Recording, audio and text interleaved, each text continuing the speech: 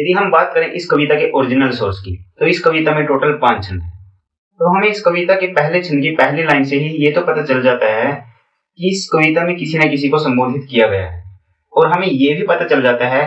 कि इस कविता में हम हमारे राष्ट्र, हमारे भारत को संबोधित नहीं कर रहे हैं, बल्कि हम उसको संबोधित कर रहे हैं जिसको इस भारत का भाग्य विधाता कहा गया है। तो फिर वो कौन है जिनको इस कविता में भारत का भाग्य विधाता कहा गया है, जिनके गुणों का वर्णन किया गया है, जिनकी महिमा का बखान किया गया है। लेकिन जैसे कि मैंने आपको पहले बताया कि इस कविता के 5 छंद हैं, तो मैंने इसके 5 छंदों को रीड किया। रीड करने के बाद हमें तीसरे छंद से पता चल जाता है साफ साफ कि जिसका हम इस कविता में गुणगान कर रहे हैं, जिसको भारत का भाग्य विधाता कहा गया है, वो कोई और नहीं बल्कि हम भारतीयों के स्वयं आराध्य देव भगवान श्री कृष्ण जी हैं। तो इस कविता में तब एक जान आ जाती है, क्योंकि इस कविता का जो भावार्थ है वो कंप्लीट हो जाता है।